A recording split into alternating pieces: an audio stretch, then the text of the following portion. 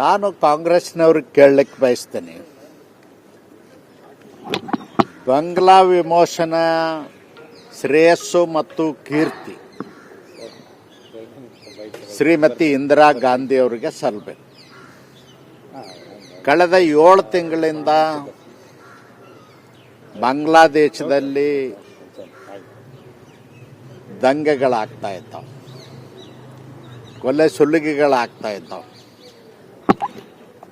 ಶ್ರೀಮತಿ ಇಂದಿರಾ ಗಾಂಧಿ ಅವ್ರಿಗೇನು ಶ್ರೇಯಸ್ಸು ಬಂದಿತ್ತು ಬಾಂಗ್ಲಾ ವಿಮೋಚನೆ ಮಾಡಿದ್ದು, ಅದು ಇವತ್ತು ನಾಶವಾಗ್ತಾ ಇದೆ, ನಾಶವಾಗುವಂಥ ಹಂತ ತಲುಪಿದೆ.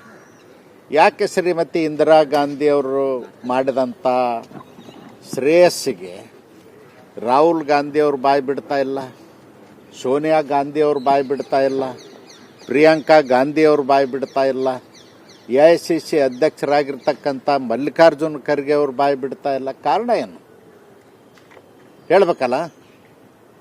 ಇದು ಓಲೈಕೆ ರಾಜಕಾರಣ ಅಲ್ಲದೆ ಮತ್ತೇನೂ ಅಲ್ಲ. ಅಷ್ಟೇ ಅಲ್ಲ, ಮುಜಬರ್ ರೆಹಮಾನ್ ಮೂರ್ತಿ ಧ್ವಂಸ ಮಾಡಿದರು, ಶ್ರೀಮತಿ ಇಂದಿರಾ ಗಾಂಧಿ ಅವರ ಮ್ಯೂಸಿಯಂ ಕೂಡ ಧ್ವಂಸ ಮಾಡಿದರು. ಆದರೂ ಕಾಂಗ್ರೆಸ್ನವರು ಬಾಯಿ ತೆಗಿತಾ ಇಲ್ಲ. ಯಾಕೆ?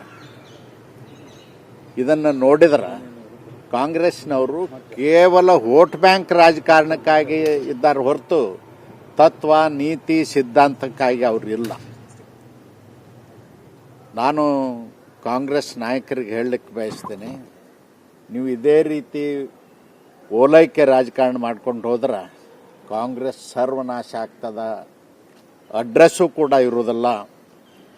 ಇವತ್ತು ವಕಫ್ ಬಿಲ್ ಬಗ್ಗೆ ಪ್ರತಿಭಟನೆ ಮಾಡ್ತಾರೆ, ವಿರೋಧ ಮಾಡ್ತಾರೆ ಅಂದ್ರೆ ಆ ಬಿಲ್ಲಿನಲ್ಲಿ ಇರ್ತಕ್ಕಂಥ ಅಂಶಗಳನ್ನು ನೋಡ್ಬೇಕಲ್ಲ.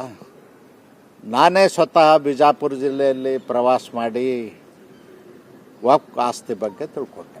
ಸಿಂದಗಿಯಲ್ಲಿರ್ತಕ್ಕಂಥ ಬಸವ ತತ್ವದ ಮಠ 12ನೇ ಶತಮಾನದಲ್ಲಿ ಪ್ರಾರಂಭ ಆಗಿರ್ತಕ್ಕಂಥ ಮಠ ಕೂಡ ಇವತ್ತು ವಕ್ಫ್ ಆಸ್ತಿ ಅಂತಾಗಿದೆ. ದೇವರಿಪ್ಪರಿಗೆ ತಾಲೂಕಿನಲ್ಲಿ ಪಡಗಾನೂರದಲ್ಲಿ ಈಶ್ವರ ದೇವಸ್ಥಾನವೂ ಕೂಡ 5ನೇ ಶತಮಾನದಲ್ಲಿ ಸ್ಥಾಪನೆ ಆಗಿದ್ದು ಕೂಡ ವಕ್ಫ್ ಆಸ್ತಿ ಅಂತಾಗಿದೆ. ಎಷ್ಟೋ ಜನ ಮುಸಲ್ಮಾನರು ತಮ್ಮ ಜಮೀನು ಉತಾರಿ ತೊಗೊಂಡು ಬಂದರು, ಮುಸಲ್ಮಾನರ ಜಮೀನು ಕೂಡ ವಕ್ಫ್ ಆಸ್ತಿ ಅಂತಾಗಿದೆ. ಹಿಂದೂಗಳ ಆಸ್ತಿಯೂ ಕೂಡ ವಕ್ಫ್ ಆಸ್ತಿ ಅಂತಾಗಿದೆ.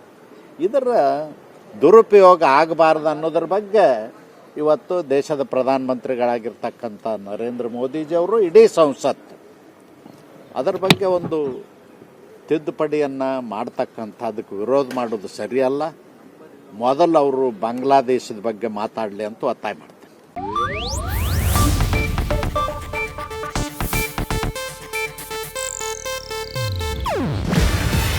ಇದು ಏಷ್ಯಾನೆಟ್ ನ್ಯೂಸ್ ನೆಟ್ವರ್ಕ್ ಪ್ರಸ್ತುತಿ. ನೀವು ನೋಡ್ತಿದ್ದೀರಾ ಏಷ್ಯಾನೆಟ್ ಸುವರ್ಣ ನ್ಯೂಸ್.